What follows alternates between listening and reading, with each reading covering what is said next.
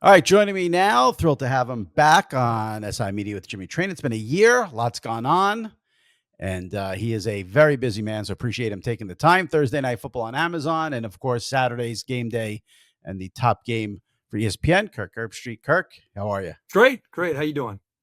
I'm good. I see this is one of those weeks for you. You have Seattle, Arizona Thursday, Game Day in Happy Valley, and then you're calling Alabama, Georgia for ESPN Saturday night. So when you see a week like this, what goes through your head? Here we go. You know, it's what we signed up for. I love doing it. This is one of those weeks, like you said, you're bouncing. At least my Saturday night game's not back out on the West Coast, but it is. Right. I think the tough thing, Jimmy, is where, and I'll never complain because I love what I do, but getting this state college at probably 4:30 or 5 in the morning is a little bit tricky after you just called a game, and then having a 9 a.m. meeting for college game day. That's the part that, you know, you just got to try to rest when you can on a plane for here or there. But as far as like right now, you just caught me. I just got off the phone with Mike McDonald and the Seahawks, getting ready to, as soon as we get done, I'm going to hop on with Arizona. So it's just kind of compartmentalizing. The stress in my job is the Tuesday, Wednesday prep. Oh, really? Yeah. That's interesting. The execution of the job, if you've done your prep, man, that's fun. Right. It's the stress, and where I'm just like on edge is, I got to get a hold of Jonathan Gannon. I got to get a hold of their offense coordinator. Meanwhile, I got to get a hold of Kirby. I got to get a hold of, Kalen DeBoer, like getting a hold of people to talk, especially the games you're calling. Cause you have such interesting conversations. It really kind of fills you. And then going on air is, I don't want to say it's the easy part, but that's the fun part. Right. So in terms of like this week, just as an example, because the Thursday night game comes before the Saturday game, do you spend like Monday, Tuesday on Arizona, Seattle, and then you wait for like maybe Tuesday, Wednesday to get to Georgia, Alabama, or do you do a little bit each day on both games? Early week is heavy Thursday night football. Early Monday, Tuesday, especially, is all hands on deck. I do some game day Zooms with our production team. Jimmy Gallo is our producer, so he'll be back and forth with me on a call or some texts about, hey, any idea what you want to talk about with Georgia and Alabama?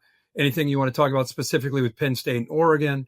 So you're kind of managing some of that. I do a Tuesday every week, 10:30 Eastern call with the producer of the Saturday night game, Bill Bonnell, and Jimmy Platt, who's the director, and their whole team. There's probably about 8 or 10 people on that call, graphics, like you name it. And we're just kind of going through both sides of the ball, some of my early thoughts on key matchups, certain aspects of what Georgia's has been showing me. And it just kind of gives them a little bit of a head start in the truck on things to think about.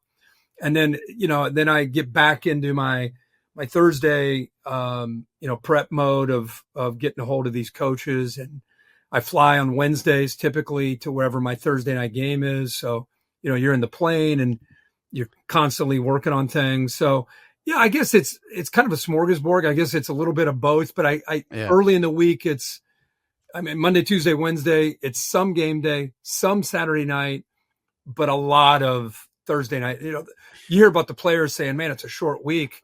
I mean, how do you think I feel? I'm sitting here trying to get ready to call the game and managing two other things at the same time. And you do that basically till January. So it's fun. It's exhilarating. It's challenging. And it keeps you on your toes. That's for sure. Yeah, I was going to say, I asked you about doing the Thursday night game for Amazon and then doing Saturday night prime time. I didn't even mention game day. You got to get prep in for that as well, which is a 3-hour monster. Yeah. It is a monster. And again, you're talking LSU, Ole Miss, you're talking, you name it, Georgia, Alabama, Penn State, Oregon. I mean, you go over the entire this week especially, there's just so many games. So, yeah, I think if I were just calling the 2 games, that would be a lot for me to handle. But I think you throw in the 3-hour studio show, being again prepared. It's one thing to sit there for 3 hours and talk. It's another thing to be dialed in on, all the USC, Illinois, Notre Dame, Arkansas, like all these games you have to be prepared for. So it just, again, it's just, I love doing it, but I don't have a whole lot of time to BS for these 4.5, 5 months. It's pretty much every minute is spoken for. I'm sure. And I know you just started a podcast too. When I saw that, I'm like, oh my God, how's he now adding that to the mix? I'm nuts. That's luckily I'm doing it with a buddy of mine. So we're just kind of having some fun with it right now. Oh, that's good. Yeah. Speaking of fun, have you recovered yet from seeing Pat McAfee in a Speedo? The tan lines, right? I mean, listen, I give him credit. I think a lot of people would be vain and would have hit the tanning salon maybe the night before. Clearly, Pat did not. Man, the crazier and the wackier, the better with Pat, right? I mean, I had heard quietly that he might consider doing that. And because last time we were down there, it's like 17 or 18. I think Pollock was on the show and he jumped off of it. And then this time around, I just assumed he would. And then he said on Friday, I don't, he's like, who knows? I might, but he goes, there are no plans right now. Come back Saturday and I'm getting ready to do the Sports Center hit at 8:30. And I just can kind of feel Pat's buzzing around, talk. And I hear him talking. I go, what's going on? He's like, might do something a little special with the pick. And I was like, uh-oh. He goes, yeah. He goes, yeah, going to have to go Speedo. And I go, off the top high dive? He goes, yeah, going to have to. And I go, oh my gosh. I mean, only him, right? Only he can pull that off. Not to mention, if you saw it. Yeah, I did. Yeah, he's like full suit, jogging, talking as he's jogging. And he's like, this is right here, Ray Lewis on this campus. And he does a little dance. And then he keeps talking about national championships. Then he's out of breath and he starts to now he's got to climb all the way up there. I think I try to jump in to give him an opportunity to catch his breath, and he gets all the way up there, and then he starts disrobing all the way down to the Speedo. It was. I think he went viral, didn't he? I think he was the number one trending. Oh yeah.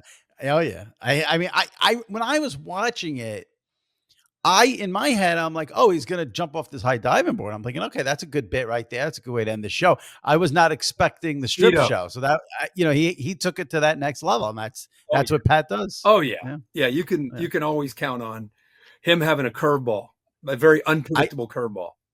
I said, I tweeted a couple of weeks ago, and I want to get into Lee Corso. Obviously that was a great send off, but this sort of ties in a way. I know for me, just speaking for myself, like to me, the Saturday during the college football season started when Lee Corso did his pick with the headgear. Like that was the start, not the kickoff at 12. It was that forever. And a couple of weeks ago, because the first 2 weeks of the season, I think it was, the field goal kicking contest was just electric. You had 2 weeks in a row and I said, if I'm ESPN, I'd move that to the end and make that the closer. And I don't know, if they would change that in the middle of the season. And I don't know if they want to keep the tradition of the picks, even though Lee's not there. But that has become, you talked about going viral with the diving board. I mean, that has become a huge, huge thing on social media. And it's so great because you're involved. Pat's Pat. You need the student to have a little personality. But that bit has really become, that's the start of the Saturday morning now. I think you're right. I think Pat's done a pretty good job of, obviously when Coach retired and that chapter ended for all of us, for me on the show. I mean, for 30 years, that's been the show, right? Is what's he going to do with the headgear? So I think when we did that final one in Columbus and that was over, it's our new reality. And I don't know if you've seen it, but I know Pat this past week did a pretty spectacular jumping off the diving board. But Yeah. I think he's done a pretty good job of, we have the celebrity, we do all the picks, and then he does some kind of version of his own, kind of putting his own stamp on making the pick. We're never going to have, hey, why don't you put the headgear on that? That's it. I mean, Lee Corso was the headgear. So I think he's done a pretty good job of kind of capturing that moment. But the field goal contest, especially like you said, those first 2 weeks, I mean, when someone makes it, because it's almost not even like a half court shot. It's more like you're back at the other foul line and you're just kind of like, that's the odds. It feels like this guy's making it. And back-to-back weeks, guys drill it. And I think what you see is our reaction is 1,000% authentic and real, because I'm holding it. I'm just like, just don't kick my hand. Just, like, you have no chance. Right. And then when you see you can feel it off of my hand. I'm like, oh my God, he's got it. And then it's pandemonium, when they do it. Right. And then it's kind of funny when they bounce it off someone's head. It's a skinny, this long tunnel. So that can be kind of fun. But that kick, that moment, which who knew when it first started, it would grow into what it's become. But there's been some pretty special moments. I just thought of it now while you were speaking too. I guess, my idea to have it close the show, I guess that doesn't work when they miss it. I'm thinking about the times when they make it, because you use the perfect word. It turns into pandemonium. Yeah. Pandemonium. So I'm thinking of like the kid makes it. Oh. You're going crazy. Pat's going crazy. The student's going crazy. And then see you later. Yeah. Yeah. Reese Davis. Here we go now to, let's go to South Carolina. Valley. Yeah. Yeah. Right. But the problem is, I'm thinking of it. If you do 15 of them, I think I'd set the over under at 3.5. Probably. Really? You got 2 already though. I know. So you think there's only good? So you set the over under the rest of the season, and we'll talk in December. We'll talk in December. I'm saying we get one more. I would take the under at 3.5. Wow! All right, I love it, and I'm a degenerate gambler, so now I really love this. Like this is right up my alley. Now I have vested interest. Right. All right, so 3. Yeah. You're setting it at 3.5. 3.5, and I'm taking the under. Far. Yeah, one more, I'll hit it. Tell me if you can, and give my listeners a little. I would love to know, what is it like there live on the campus with the kids when it is good? I mean, we see it on TV and it looks crazy, but is everyone into it who's there? Oh my gosh. Yeah. It is. It's like we just kicked a game-winning field goal to win a championship.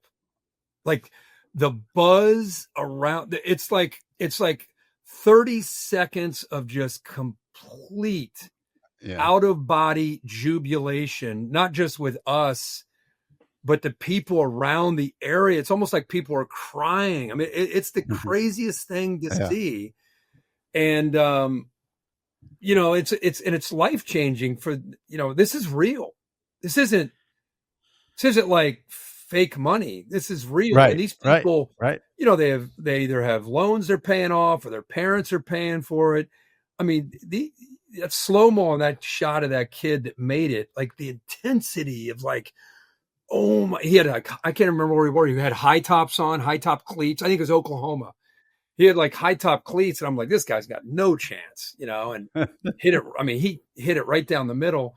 And to see that slow-mo on his face where he's just like, yeah, but yes, all around the area. It's not just inside where we are. Right. Everybody's kind of has a vested interest pulling for the guy. Yeah. I just thought of it. If one more kid makes it, we get to 3. Yeah. Now we need one more for your over under. You're doing the hold. You could sort of, you could play with the ball a little bit there. And a little Charlie Brown. Charlie Brown. By the way, how about how Pat sometimes, by the way, I don't even know he's doing this. He's like, you know what? Yeah. Hey, and Kirk's going to throw in 200,000 over here too. I'm like, so that is not discussed beforehand? No, never. Oh, geez. No, he just does that. Right. Well, then that's when you give it a crappy hold for the kid. Whoa, hey. Yeah. Don't know what happened there. Hey, sorry about that. So when it's over, what do you say to Pat about giving up your 200,000? Do you say, hey, can we maybe pump the brakes? Or last year he did that to me somewhere. and I gave $100,000. I had to give $100,000 Right. away. It's amazing.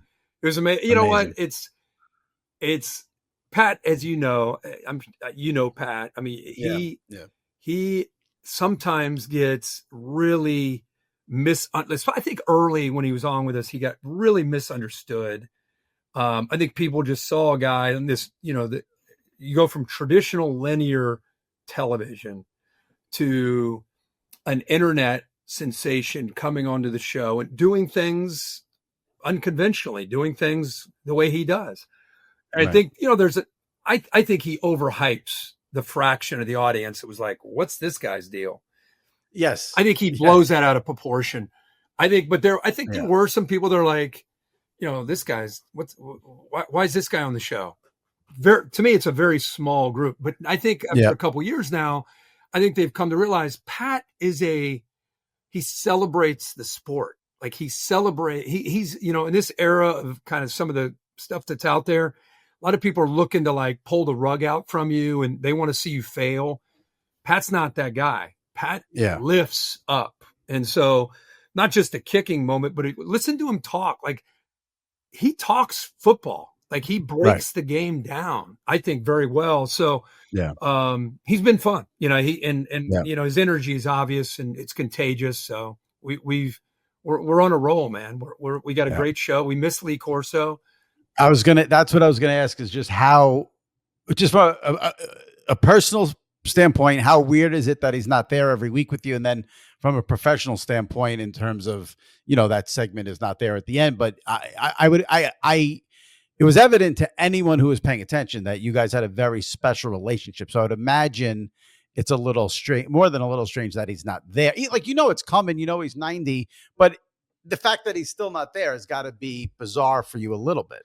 Yeah, I think the toughest part is just not having him around, not so much on the show, which is obvious, but Friday meetings, he busted on him about something about he's stealing, potato chips and putting them in his bag, or he's like, just like going over to him, not elbowing him a little bit, like, what are you doing here? What do you got going on over here? And he's like, leave me alone. I'm just, just little fun little things that is no longer there. That to me is something I miss personally, because we had a very strong relationship and still do, but to just not have it there every week is different.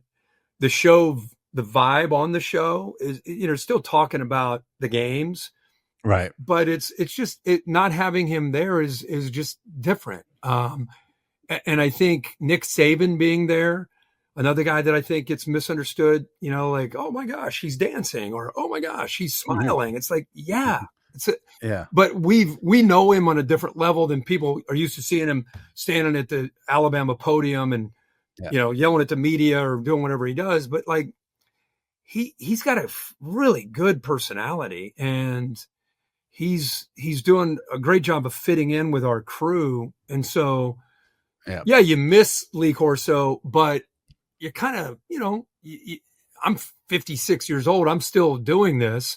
So I'm adjusting to the guys that are on the show, and the show, like I said, I think we got a lot of great momentum right now, and we're having a blast. It's interesting because as someone who observes this stuff, pays attention, I almost feel like, and this might sound negative, and I don't mean this to sound negative at all. I don't mean it to be, that's not where I'm coming from with it. I almost feel like because Pat is so big and Pat gets so much attention, it's sort of taken away a little bit from how good Nick Saban is on that show, because I think he's excellent on that show. And I was someone who, when he was the head coach at Alabama, was not like a huge fan, because I thought, like, the tantrums on the sideline, like, okay, berating a kid, whatever. It wasn't my thing. I got my first sort of taste of him last summer. ESPN had a thing where media came down and they had some talent there. And he told a great story, and I was like, oh my God, he's going to be great on TV if he brings us to TV. And we've seen it. I mean, last week he was quoting John Cena. Even he said one team was going to kick the shit out of another team. The fact that he's giving you the personality, that was listen, he's Nick Saban. He's going to be able to talk X's and O's. Like that's the issue is the personality going to be there? And I've been pleasantly surprised at how much personality he's given you on that show. I just think maybe he doesn't get the attention because of Pat, but Yeah. that's, Yeah, that's I just think the way that's the all game fair. I think that's all fair. I mean, Pat, when he's going to be on a show, he's gonna get a lot of the attention, especially on social media. But I think Yeah. if you actually sat down and maybe you do this for 3 hours and watch the show, I think I've always said this. When they hired me in 1996, I thought they hired me to be a football analyst. Right. And then I learned sitting next to Lee Corso, as he says, sweetheart, we're in the entertainment business and football is our vehicle. And what I learned was while I'm trying to like XO, Lee was very lighthearted and fun. And so as a 25, 26, 27-year-old, I'm sitting next to me, the greatest entertainer of all time. And I thought, wow, there's a different way to kind of I'm not going to be him, but I'm allowed to let my personality out. I'm allowed to have fun. I'm allowed to smile. I don't need to like roll up my sleeves and always be into the XOs. And I think Coach Saban is never done TV other than coaches shows. I think each week, I think he's learning like where the boundaries are and where he's allowed to just not just be XO, because if you do 3 hours of XO, right, people, unless you're just, 5% of your audience, people are waving a white flag. So you got to have some fun. And I think there's Des brings something to the table. Reese is obviously a great point guard. Pat brings something that is unique to him, and Coach Saban brings something unique to him. I try to bring I don't think anyone's really alike. And I think on these shows, because I watch all these shows like you're talking about, no matter what sport. And I feel like when I watch Charles is the one show that reminds me the most of our show. right. And I feel like Kenny's nothing like Charles, and Shaq is nothing like Kenny or Charles. Right. Everybody kind of brings their own thing. And I think if you could just stay in your lane and learn, in Coach Saban's case, learn where you're growing, I think his personality will continue to come out and continue to get more and more comfortable just doing live TV. Yeah, for sure. I more personality is always good, especially a 3-hour show like that. Yeah. I'm going to ask you some random questions here, just about some new stuff that's going on and other things, in the sports world. I'm curious when. I know me, I'm just speaking as a college football fan. Like I get annoyed with a week like this week where you have Alabama, Georgia at 7:30 and Oregon, Penn State at 7:30. You can't listen. If you can't separate them, I get it. You can't make it 7 and 8. Really? It's another example of why we need eventually a commissioner's office. Like the NFL has a commissioner's office. Right. And there are a lot of different layers to what that office could do, obviously, in this NIL and portal era and the realignment era. I think the biggest thing that I think sometimes as a guy who eats and breathes college football, there are some weeks in college football where it's just, there might be one good game. And there are other weeks like this week. You could argue this is the greatest weekend of the entire year. Starting Friday night, there's good games. Yeah. And then from game day and then after game day, noon Eastern, all the way, if you're crazy like me, you'll watch BYU in Colorado at 10:15 they start. Yep. And that'll go to 1 a.m. And you're thinking, man, why wouldn't we have somebody, instead of the Big Ten in their own silo, the SEC in their silo, the Big 12 and the ACC, wouldn't it be great if we had a commissioner's office to just kind of like, let's spread some of these games out, obviously some teams get like a Vanderbilt comes out of nowhere, Georgia Tech, but I'm talking about the Alabamas, the Ohio States, the Texas, like the big blue blood brands. It makes no sense to have all these games on one weekend. Right. So I'm with you. Well, forget, and then to have them both, the two biggest big games ones kick off at the same time. Same time. Yeah. And that's the thing. By the way, ESPN, I'll be calling my game right with one eye here, and I always have a 4-pack of TVs over here to my right, next to our stats monitor and all the other monitors. But I'll have one eye between the hedges calling that game, and one eye over here because I'm like you. I want to see what's going on. Right. So yeah, that is frustrating. And I'm sure ABC and NBC, they must not be happy that they're kicking off. Can't be. It would be nice if one of them said, "Okay, we'll do 7, you do 8," and then Yeah. at least if it's staggered that way, you hope you get, Yeah. you know. And I think in NBC's case, I think those of us who love the whiteout, I think, Yeah. when we had the Big Ten, it was always Ohio State or Michigan, and it would be a Penn State home game. And then when Fox and NBC and CBS, I think there was a lot of frustration for fans, especially at Penn State, where they would get a whiteout. I think last year or the year before was Minnesota. So instead of like their marquee game, this is the first time I think since we're in this new era, these TV packages, that they're having kind of what you would expect to be a whiteout with Oregon. That sounds like a whiteout game, right? So Yep. I on one hand, I feel bad that fans have two big games together. On the other hand, for Penn State, I'm happy that they get a traditional whiteout. All right, now let's flip to the NFL. The big storyline throughout the season has been the Tush Push. What's your stand on it? You want it in the game? You want it out of the game? You don't care? I don't really care. I think the guards firing out a little bit prematurely and the NFL coming out. Talking about the neutral zone a week ago, and there's still more. By the way, this is no longer a Philly thing. There's other teams now that are saying, "Hey, if they're gonna allow this, let's put it into our short yardage package," right? Yeah. So now you're starting to see people that don't run it maybe with the same execution that Philly has done for so many years. But I don't know. You know how that the tackles with the Chiefs, they get that split second head start. And it never gets called. And you go back to your TV. I was like, was that just me or did he? Right. And it's like, oh no, he moved, and they just kind of allow it. Same thing here with the Tush Push, with the guards kind of get it. There's an initial surge, and then the ball snaps. And the first week they got away with it, and then the NFL kind of came down and said, we're not going to allow it. I'm kind of indifferent on should it be in, should it be out. I'm pretty amazed that it never gets stopped. I mean, when Philly's running it and running it good, right, pretty much move the sticks. Right, because when other teams try to run it, they get stopped. I know. Yeah, it's just a Philly thing, I guess.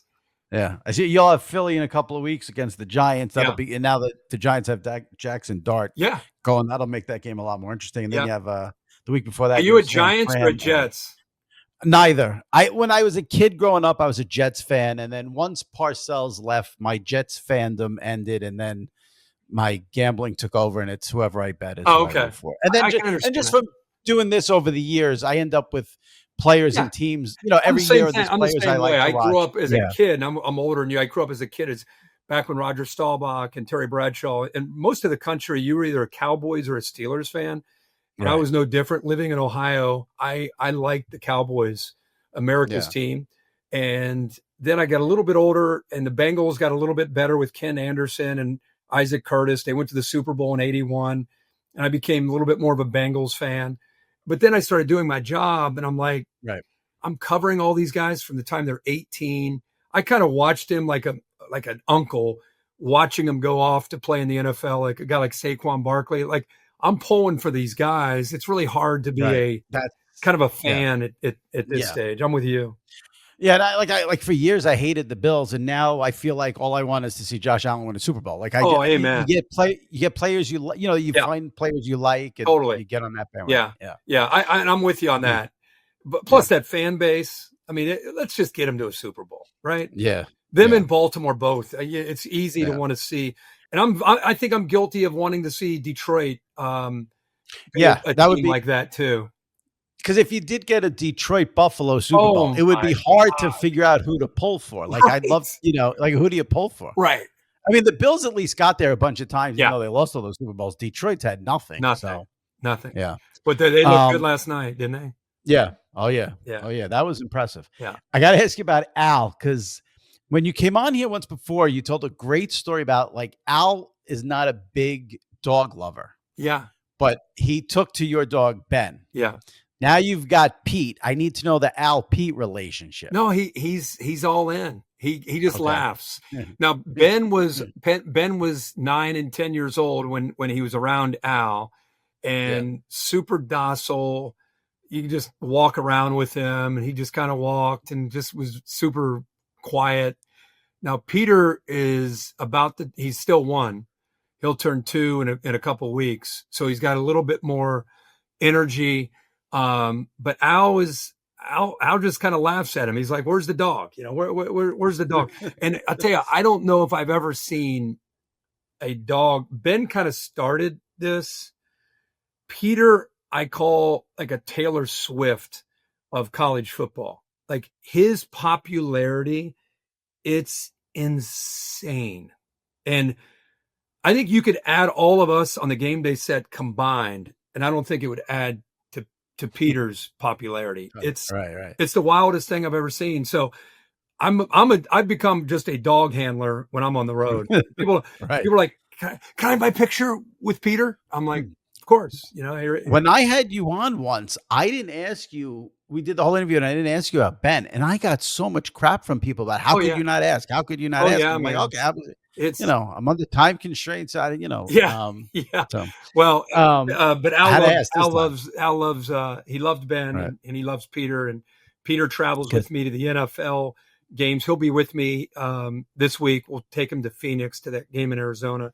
And then he'll take him. He's going to be everywhere this week. State College, and then with me between the hedges at Georgia. I know you got to run. Let me end it on this, because when you first jumped on the video, I thought you were wearing a Reds cap. I'm blind as a bat. So first I thought it was a Reds cap. Yeah. I see it's not. But I got to ask you, this last week here now, I'm here in New York. I mean, the city's ready to have doing what you do. Just meltdown. Keep doing what you're doing, Mets. Well, I'm a Yankee fan. Oh, okay. Well, you're spoiled. You don't even count. Yes, you don't even, exactly. You're like we go to the postseason every year. When Felica was around me, he would laugh at me because it's April, and I'm like, "Oh, Reds are looking good." He's like, he's like, I'm like, Felica, your baseball season doesn't start until like September or October. Right. I am a dinosaur. I don't know if you're like this. You're probably not because you're spoiled. I freaking watched the Reds in April, 9 innings every night. I am the biggest reverse psychology negative fan you'll ever meet. I admit it. Sometimes it comes out on Twitter about the Reds. I try to keep it to myself because I don't want people to misconstrue what I'm actually trying to do. I think I'm actually helping the team by saying negative things. Right. Like Ellie's never going to 2 outs. We're down 1. He's definitely not going to get a hit. Yeah. And then I'm actually on a group text with 4 people, my 2 sons and 2 friends in Cincinnati. We call it PAIN. PAIN. And we feel like we just kill each other and the Reds always in the 8th and 9th inning. They'll never do it. And then when it gets done, somebody's like, whew, we earned our keep this day. Hey, we did it. So how crushed would you be if they didn't make the playoffs now after erasing that massive deficit and finally catching the Mets? The fact that the Reds made it past the Derby, which is early May. Right. That's a month into the season. And they kept me still interested. Then they got to the All-Star break, even though they're so freaking frustrating. The games that they lose, that they have no business losing, but they're just kind of on the cusp. You're waiting for them to bottom out, but they're kind of hanging around 500. Then you get to football season and you're thinking, holy shit, the Reds are still kind of, and now we're 6 games to go, tied with the Mets. Now I'm going to give you what I tell my friends. They're of course not going to make the playoffs, but that's the way to do it. It's been a heck of a season with Tito. They made a good run. You know what I mean? They made a good run. Right. That's all. It shows you too what having a good manager means. Yeah. I just looked it up here while you were speaking. So the Reds will play Milwaukee. Yeah. Saturday night at 7:15. So that'll be an hour. That'll be one of my 4. I was going to say, now you need 3 eyeballs.